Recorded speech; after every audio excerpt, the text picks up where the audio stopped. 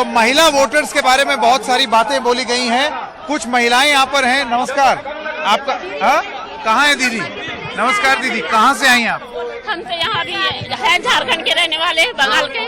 बाकी अब यहाँ फाफा में रहते हैं। अच्छा, अब यहाँ आप रहने लगी, मतलब वोटर हैं? हाँ, वोटर है, समाज सेवी है। अच्छा। और हमारा योगी जी का पूरा सपोर्ट है जी। ये बताइए कि मैं एक सवाल ये पूछना चाहता हूँ कि ऐसा क्या है जो आपको सबसे ज्यादा पसंद है या पसंद है? क्यों आप समर्थक हैं, ये सवाल मैं पूछ रहा हूँ। ये हमारा महिलाओं को सुरक्षा है, देश की विकास हो रही है और बहुत कुछ है जो कि हम लोग ज्यादा बोल नहीं पाएंगे। क्यों? क्योंकि खुशी इतना खुशी है। आज हमारे मोदी जी आ रहे हैं, योगी जी आ रहे हैं, उसकी खुशी में ज्यादा नहीं बोल पाएंगे। बस एक ही है, जितना भारतीय जनता पार्टी में महिलाओं की सुरक्षा है, महिलाओं के आत्मसम्मान को बढ़ाने की भारतीय जनता पार्टी आगे बढ़ा रही है, इसलिए हम महिलाएं बहुत ही प्रभावित हैं और भारतीय जनता पार्टी के साथ रहेंगे। बोले भारत माता की जय। मैं श्रीमती माया नारोलिया, भारतीय जनता पार्टी मध्य प्रदेश की महिला मोर्चा की प्रदेश अध्यक्ष हूँ। हम ये बताना चाहते हैं कि योगी जी के राज में महिलाएं, बहन बेटियां सुरक्षित हैं। पहले जो बहन बेटियां चौखट से निकलने में घबराती थी, आज बड़ी स्वतंत्रता पूर्वक मोदी जी के और योगी जी के राज में सुरक्षित हैं। और भारत माता को परम वैभव पर ले जाने वाले हमारे देश के यशस्वी प्रधानमंत्री नरेंद्र मोदी जी के लिए सारी जनता पलक पावड़े बिछाकर बैठी है। देखिए, आप तो मध्य प्रदेश से आई हैं जी। यहाँ की स्थानीय वोटर तो आप है नहीं जी।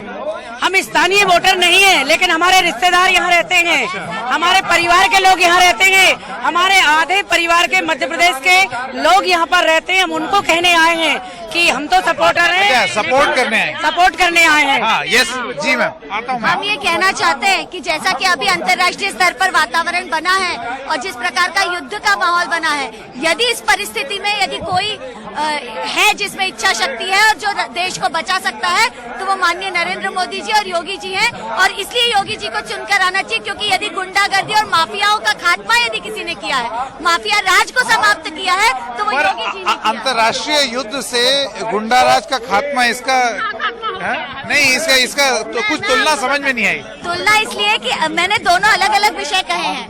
अंतर्राष्ट्रीय जो परिस्थिति बनी है, उससे देश को जब महंगाई बढ़ेगी, 10 चीजें आएंगी या सुरक्षा की आवश्यकता पड़ेगी, तो यदि कोई दे सकता है तो मोदी जी दे सकते हैं। और दूसरा, यदि यहाँ पर माफियाओं को किसी ने खत्म किया है या गुंडागर्दी को खत्म किया है, तो वो माननीय योगी जी ने किया है। और यदि योगी जी चुनकर आते हैं तो महिलाओं के लिए सुरक्षा का वातावरण बना है। लेकिन देखिए, एक सवाल मैं ये पूछना चाहता हूँ, आप बात करिए महिला सुरक्षा की, विपक्ष की तरफ से हाथरस को लेकर के एक सवाल उठाया जाता है। नहीं, एक बार अगर सवाल सुन ले, हाथरस में भी एक वो बेटी ही थी, महिला ही थी, जिसको एकदम देर रात में उसका अंतिम संस्कार कर दिया गया। आपको ये भी पता होगा, हाथरस की घटना पूरी सोची समझी एक साजिश थी। अखिलेश यादव जी, फिर जितने भी राजनीतिक दल थे, सब वहाँ पहुँचे। अगर हम लोग भी जाना चाहते थे तो हम लोग तो उसके आत्मसम्मान के लिए गए, मगर वो सोची समझी साजिश थी, एक सरकार को बदनाम करने की बहुत बड़ी साजिश थी हमारी भारतीय जनता पार्टी को। और हम लोग भारतीय जनता पार्टी में बहुत ही संतुष्ट हैं और संतुष्ट रहेंगे। हम महिलाएं सब भारतीय जनता पार्टी को समर्थन करते हैं और एक वो मैम बोलना चाहती थी, पहले वो शंख बजाते।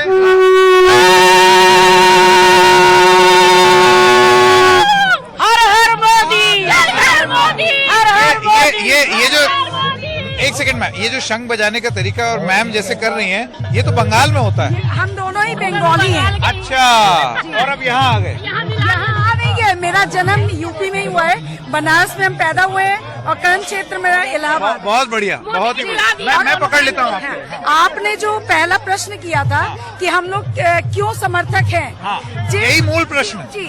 जिस नेता को विश्व में सर्वोच्च स्थान प्राप्त हुआ है, सारे नेताओं में उनकी गिनती एकदम फर्स्ट पोजीशन पे है, तो हम लोग उनके देशवासी होके उनका समर्थन क्यों ना करें। उसके बाद आज दिन तक, जब तक मेरी आयु 42 साल हो रही है, मैंने उतना स्वतंत्रता से कभी नहीं घूमी है जितना ही स्वतंत्रता से आज महिलाएं घूम रही हैं। कानून व्यवस्था सबसे बड़ा मुद्दा है जी, जिसमें सुधार हो रहा है, हुआ भी है। और जो एक मैम, एक सवाल मैं और पूछूं। देखिए, ऐसा है अलग अलग रैलियां कवर की हैं, उसमें एक प्रमुख रूप से जो मुद्दा है वो है बेरोजगारी। अब ऐसा तो है नहीं कि सिर्फ लड़का ही बेरोजगार है, लड़कियां भी बेरोजगार होंगी, तो ये फैक्टर नहीं होगा आपके हिसाब से? बेरोजगारी की बात आपने बहुत अच्छा उठाया। जब अखिलेश जी मुख्यमंत्री थे तो उन्होंने यादवों को सिर्फ रोजगार दिलाया, ये आपको भी पता होगा, कोई इससे मुंह नहीं मोड़ सकता। तो बेरोजगारी किस सरकार में नहीं थी? हर बार 18 एबव जाते हैं, आपको वोटिंग का मिलता है, उसके बाद 25 साल में रोजगारी मिलती है, तो वो तो बढ़ते जाएंगे, रोजगार तो आती रहेगी। और रोजगार इसमें भी है, किसके पास स्मार्टफोन नहीं है, विदाउट रोजगार आप स्मार्टफोन रख सकते हैं और आप कह रहे रोजगार नहीं है, संसाधन ढूंढने पड़ेंगे। महिलाओं को रोजगार देने का काम, महिलाओं को रोजगार देने का काम हमारी भारतीय जनता पार्टी की सरकार ने किया है। हमारे प्रधानमंत्री जी ने और मुख्यमंत्री जी ने स्व सहायता समूह के माध्यम से लाखों बहनों को स्वरोजगार उपलब्ध कराकर आर्थिक रूप से सक्षम बनाया है। आप कुछ हम रिक्शा चलाने वाली एक बहन से मिले, उसका नाम था बिट्टन। वो शख्सियत थी जिसने ये कहा कि आज योगी जी के आने के बाद मैं निश्चिंत होकर इस काम को भी कर पा रही हूँ, क्योंकि वातावरण सुरक्षा का बना है और इतना अच्छा वातावरण बना है कि ऐसे कुछ चुनिंदा लोगों से मैं स्वयं निपट सकती हूँ, क्योंकि ऊपर योगी जी बैठे हैं। तो इस प्रकार का विश्वास समाज में। तो आपको लगता है महिलाओं में ये संदेश है कि वो ज्यादा महफूज और सुरक्षित महसूस करती है सरकार में? बिल्कुल बिल्कुल। आपने अभी एमपी की दीदी से पूछा कि आप यहाँ के नहीं है, वोटर्स को कैसे जानेंगे? मैं धरातल पे काम कर रही हूँ और सारे रैलियां में हूँ, तो मैं आपको एकदम ग्राउंड की दे रही हूँ समाचार कि यहाँ पे सिर्फ और सिर्फ बीजेपी को ही लोग कर रहे हैं, ठीक है। और जो कलकत्ता में हुआ, वेस्ट बंगाल में हुआ, वहाँ का यहाँ नहीं चल पाएगा, क्योंकि यहाँ पे बाबा जी है। योगी जी जिंदाबाद, बहुत बढ़िया। जिंदाबाद, हर हर मोदी, मोदी